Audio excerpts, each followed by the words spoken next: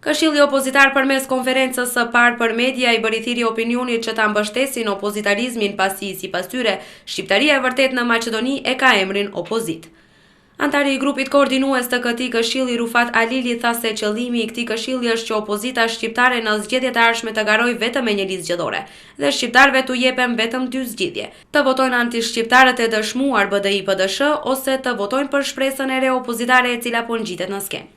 Ne nuk do të ngurojmë të flasim me secilin që mendon se mund të ndihmoj këtë nismë, ndërsa me këtë rast theksojmë dhe nënvizojmë se ne nuk jemi subjekt politik dhe nuk kemi ambicie politike. Ne jemi dhe do të mbetemi apolitik. Për neve është më rëndësi të zhduket e keqja anti-shqiptare dhe të nga dhënjej opozita shqiptare pa marrë parasysh se e ka emrin ajo.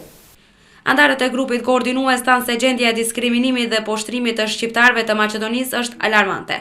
Prandaj kërkojnë që të veprohet si në kushte të jashtëzakonshme dhe gjithçka të vihet në dispozicion të opozitës shqiptare. Për neve të jesh sot shqiptar dhe të jesh sot opozitë është identiteti më i rëndësishëm që duhet ta gëzojmë, sepse vetëm të qenit opozitë e kësaj të keqe krijon shpresë se mund të bëjmë betejën dhe të besojmë në fitore, të cilën jemi të bindur se sot e kërkon secili shqiptar i ndershëm dhe i ndërgjegjshëm në Republikën e Maqedonisë. Këshilli opozitar edhe një herë deklaroi se të gjitha partitë opozitare shqiptare janë të barabarta për ta dhe ndaj të gjithëve janë neutral. Ata e treguan gatishmërinë e tyre që të mbështesin të gjithë ata që e njohin Këshillin opozitar si trup unifikues të opozitës.